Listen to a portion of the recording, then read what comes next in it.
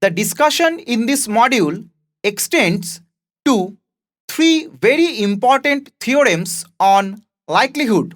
The theorems predominantly deal with the large sample characteristics of the likelihood in some sense or other. These theorems are very much useful in the study of asymptotic features of MLE.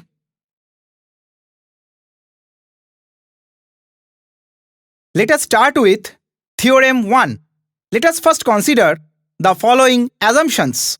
Number 1. x1, x2, xn are IID with common PDF f theta x. Number 2. The probability distributions p theta, theta belongs to the parameter space omega, are distinct. That is, there does not exist any theta 1 not equal to theta 2 such that p theta 1 is equal to p theta 2. And number 3.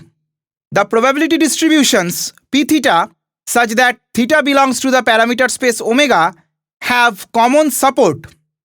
Now, if we consider p theta as rectangular 0 theta distribution, then p1 equal to rectangular 0 1 and p2 equal to rectangular 0 2. Now, the support of rectangular 0 1 is the set 0 to 1 and the support of rectangular 0 2 is the set 0 to 2. Automatically, the support of p1 and p2 are not same, and that is why the rectangular 0 theta distribution does not satisfy assumption number 3. Now, provided the three assumptions hold, then probability under theta naught, the likelihood function capital L at theta naught is greater than the likelihood function capital L under theta. This probability converges to 1 as n tends to infinity, where theta not equal to theta naught is fixed. As a proof of this theorem, here capital L theta equal to product over I from 1 to n f theta xi, because x1, x2, xn are independent. So, the log likelihood function small lx theta minus the log likelihood function small lx at theta naught is equal to summation I from 1 to n log of f theta xi minus log of f of xi at theta naught. That means small lx theta minus small lx theta naught is equal to summation I from 1 to n log of fxi at theta by f of xi at theta naught. Now, 1 by n summation I from 1 to n log of f theta xi by f theta naught xi converges in probability to expectation under theta naught of log of f theta x by f theta naught x using weak law of large number, since x1, x2, xn are IID. Because we know from Khinchin's weak law of large number that if we have a sequence of IID random variables y1, y2 dot dot with expectation of y1 equal to mu, which exists, then Khinchin's weak law of large number says that yn bar, that is 1 by n summation I from 1 to n yi, converges in probability to expectation of y1, that is mu. So here, if we take yi as log of fxi theta by f of xi theta naught, then using Khinchin's weak law of large number, we get the above convergence. Now, it is interesting to note that here f theta xi by f theta naught xi is a positive function, and hence log of f theta xi by f theta naught xi is like log of y, where y is positive. Now, on the other hand, log y itself is a concave function of y, because if we get second order derivative of log y, it gives minus 1 by y square, which is negative. So here log of f theta x by f theta naught x is a concave function of f theta x by f theta naught x. Now we know that Jensen's inequality says that if gy is a concave function of y, then expectation of gy is less than equal to g of expectation of y. So using this result, we can say that expectation under theta naught log of f theta x by f theta naught x is less than equal to log of expectation under theta naught of f theta x by f theta naught x. But under expectation of theta naught, f theta x by f theta naught x is nothing but 1, and that is why log of this is equal to log of 1, which is 0. So what we get here? We get that 1 by n summation I from 1 to n log of f theta xi by f theta naught xi converges in probability to some negative number. That means small lx theta minus small lx theta naught converges to some negative number in probability. That is, probability under theta naught capital Lx theta less than capital Lx theta naught, this probability converges to 1 as n tends to infinity, and our theorem is proved. Next we will go to theorem 2. It is also based on the following assumptions. Now, the first three assumptions are same as that in theorem 1. The fourth assumption is the parameter space omega is open. Fifth assumption is the log likelihood function small lx theta is differentiable everywhere in omega for almost all x. Then, under these assumptions, the likelihood equation del theta small lx theta equal to 0 has one root which is consistent for theta with probability tending to 1. Let us consider the proof of this theorem. Let theta naught be the true value of theta. Now as omega is open, so there exists a delta greater than 0 such that the interval theta naught minus delta to theta naught plus delta is a subset of omega. Now define a set Sn equal to collection of those x for which log likelihood function small lx at theta naught is greater than log likelihood function small lx at theta naught minus delta, and similarly small lx theta naught is greater than small lx theta naught plus delta. If we consider small lx theta naught greater than small lx theta naught minus delta as a set, say A, and small lx theta naught greater than small lx theta naught plus delta as another set, say B, then we can say that Sn is equal to A intersection B, and therefore from Bonferroni's inequality we can say that probability under theta naught of the set Sn is greater than equal to probability of A plus probability of B minus 1, where probability of A equal to probability under theta naught small lx theta naught greater than small lx theta naught minus delta, and similarly probability of B. Now, in this context, we can recall that Bonferroni's inequality is probability A intersection B is greater than equal to PA plus PB minus 1. Now, using theorem 1, we can say that here P of A and P of B both converges to 1 as n tends to infinity, and as a result, probability under theta naught Sn also converges to 1 as n tends to infinity. Let us denote this convergence result by a symbol, say O plus.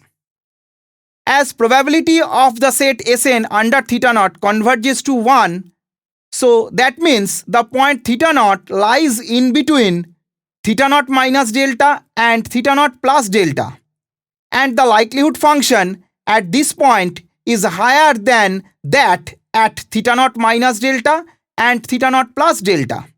This implies definitely the point where the likelihood function is maximum lies in the neighborhood of theta naught and in between theta naught minus delta and theta naught plus delta. So, given x, we can say that there exists some theta n hat, which is a root of the likelihood equation, such that theta n hat belongs to the open interval theta naught minus delta to theta naught plus delta. So, here we can say that small lx theta naught greater than small lx theta naught minus delta and small lx theta naught greater than small lx theta naught plus delta implies theta n hat belongs to theta naught minus delta to theta naught plus delta. In other words, we can say that the set Sn implies that the solution of the likelihood equation theta n hat belongs to the set theta naught minus delta to theta naught plus delta. As a result, we can say that probability of Sn under theta naught is less than equal to probability under theta naught theta n hat belongs to the interval theta naught minus delta to theta naught plus delta. But this is same as saying probability under theta naught mod of theta n hat minus theta naught less than delta.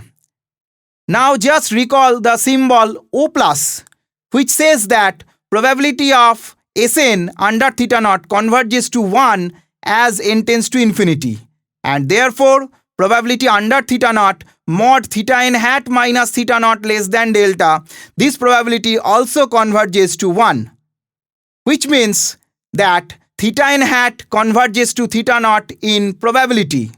That means theta n hat is consistent for theta naught. Now what is the implication of theorem 2? The implication is, with probability tending to 1 as n tends to infinity, there exists a local maxima theta n hat which is consistent for theta, and hence the first order derivative of log likelihood at the point theta n hat is equal to 0. Next we consider the following result. If the likelihood equation has unique root, say theta n hat, then with probability tending to 1 as n tends to infinity, theta n hat is the maximum likelihood estimator of theta and it is consistent. As a proof of this result, we can say that by theorem 2, theta n hat is a local maxima of Lx theta.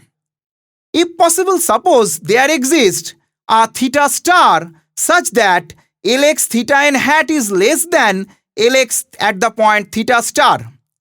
But theta n hat is a local maxima of Lx theta. Hence, there definitely exists another point, say theta double star, for which Lx theta is locally minimum, because in between two local maxima, always there should be a local minima. And this means the first order derivative of log likelihood function at the point theta equal to theta double star should also be 0. So, the first order derivative of log likelihood function equal to 0 has another solution at theta equal to theta star. But this is a contradiction as theta n hat is unique consistent. And this implies log likelihood function at theta n hat is greater than equal to log likelihood function at some theta star for all theta star. That means theta n hat is global maxima. Now we go to theorem 3, which deals with asymptotic normality. Like previous theorems, theorem 3 is also based on the following assumptions. Among these assumptions, the first 4 assumptions are same as that in theorem 2. The fifth assumption is the log likelihood function of theta is thrice differentiable with respect to theta and the derivative is continuous. Sixth assumption is integration of f theta x dx can be twice differentiable under the integral sign. Seventh assumption is for every theta naught in the parameter space omega, there exists a positive delta and a function capital Mx such that mod of del theta cube of log of f theta x is less than equal to the function capital Mx for all theta belonging to the open interval theta naught minus delta to theta naught plus delta for all x, with expectation of the function Mx under theta naught necessarily exists. The last, that is eighth assumption, is 0 less than I theta, and I theta is expectation of del square del theta square of log of f theta x under theta, which is same as expectation of del del theta log of f theta x whole square, and that is also less than infinity. Then any consistent solution of the likelihood equation, say theta n hat, will satisfy root n into theta n hat minus theta naught, converges in distribution to normal with mean 0 and variance 1 by I theta naught. So this was the statement of the theorem. Now, as a proof of the theorem, we can recall Taylor's expansion. From Taylor's expansion of first order derivative of log likelihood function at theta n hat, which is equal to del del theta of log likelihood function Lx theta at theta equal to theta n hat, and if we expand this function about theta naught, we get first order derivative of the log likelihood function Lx theta at theta n hat, which is denoted by L dash theta n hat, equal to L dash theta naught plus theta n hat minus theta naught times L double dash theta naught plus theta n hat minus theta naught whole square by 2 times L triple dash at theta dash, where theta dash lies between theta n hat and theta naught. Now this expression, which is obtained from Taylor's expansion, is suppose denoted by, say, star. Now, as theta n hat is a solution of the likelihood equation, so this implies the first order derivative of log likelihood function at the point theta n hat is equal to 0. That is, L dash theta n hat equal to 0. So star implies root n into theta n hat minus theta naught after manipulation becomes equal to 1 by root n times L dash theta naught divided by minus 1 by n times L double dash theta naught minus theta n hat minus theta naught by 2 times 1 by n times L triple dash at theta dash. Suppose this expression be denoted by capital N pi d1 plus d2, where capital N is the term which appears in the numerator, d1 is the first term in the denominator, and d2 the second term in the denominator. That means capital N equal to 1 by root n times L dash theta naught, which can be expressed as root n times 1 by n into L dash theta naught. Again, L dash theta naught is nothing but summation I from 1 to n del del theta log of f theta xi at theta equal to theta naught. Now, as xi's are IID, so also are del del theta log of f theta xi at theta equal to theta naught. Moreover, note that under expectation with respect to theta naught, del del theta log of f theta x1 given theta equal to theta naught, this is 0, and variance at theta naught is equal to expectation under theta naught of del del theta log of f theta x1 given theta equal to theta naught whole square, and that is nothing but our I at theta naught, and that is greater than 0 by the assumption of our theorem. Now, once we recall the Lindeberg-Levy central limit theorem, that was, if y1, y2, yn be a sequence of IID random variables with common mean mu and common variance sigma square, then root n into yn bar minus mu converges in distribution to normal with mean 0 and variance sigma square, where yn bar is the sample arithmetic mean based on the first n sample observations. Now, if we use this theorem, that is Lindeberg-Levy central limit theorem, in our case, then we can easily say that in our case as del theta log of f theta xi given theta equal to theta naught plays the role of yi in Lindeberg-Levy central limit theorem statement. So we can say that capital N, which is equal to root n times 1 by n summation del theta log of f theta xi given theta equal to theta naught, that also converges to normal with mean 0 and variance I theta naught in distribution. Let us denote this finding by, say, double star. Next, our d1 equal to minus 1 by n L double dash at theta naught, and that is equal to 1 by n summation minus del theta square log of f theta x1 at theta naught, and that converges in probability to I theta by Khinchin's weak law of large number. Here also, if we consider that y1, y2, yn dot dot be a sequence of IID random variables for which expectation of y equal to mu, then Khinchin's weak law of large number says that the sample mean yn bar converges to the population mean mu in probability. If we consider here minus del theta square log of f theta x1 given theta naught as yi, then we can apply Khinchin's weak law of large number here, and we get that this converges in probability to I theta naught. Also, mod of minus 1 by n L triple dash at theta dash equal to mod of 1 by n summation del theta cube of log of f theta xi at theta dash, but this is less than equal to 1 by n summation mod of del theta cube of log of f theta xi at theta dash. Again, this is less than equal to 1 by n summation I from 1 to n m of xi by condition 7 of this theorem. And finally, this again converges to expectation under theta naught of the function mx1 again by using Khinchin's weak law of large number. Moreover, theta n hat minus theta naught converges to 0 in probability as theta n hat is consistent for theta.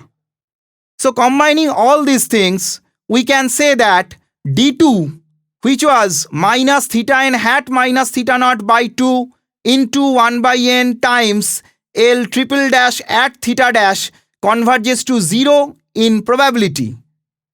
Let us denote this convergence by, say, triple star.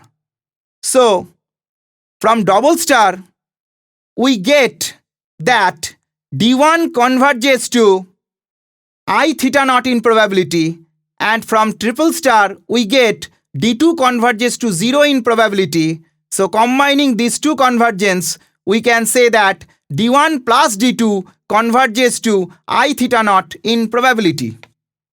Finally, we can recall Slutsky's theorem, which says that if x converges to z in distribution, y converges to c in probability, then x by y converges to z by c in distribution, provided y and c are non-zero.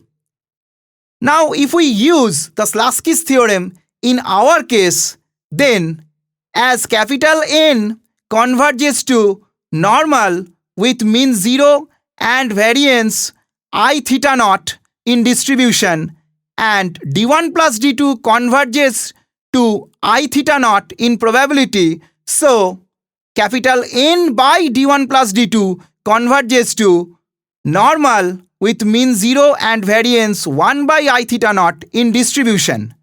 That means root n times theta n hat minus theta naught converges to normal with mean 0 and variance 1 by I theta naught in distribution. Let us denote this finding or this asymptotic distribution by a symbol, say, O dot. Now note that any estimator satisfying the result of O dot is called efficient likelihood estimator, in short ELE. Also note that if the likelihood equation has unique root, then the maximum likelihood estimator is asymptotically efficient. Again, if the probability of multi-root for likelihood equation tends to 0, Then also, with probability tending to 1, the unique MLE is consistent and asymptotically efficient. In this module, we have studied three important theorems on ML estimation based on the asymptotic features. These theorems also have separate importance from the viewpoints of applications of asymptotics. In this module, we also discussed about a result based on Theorem 2.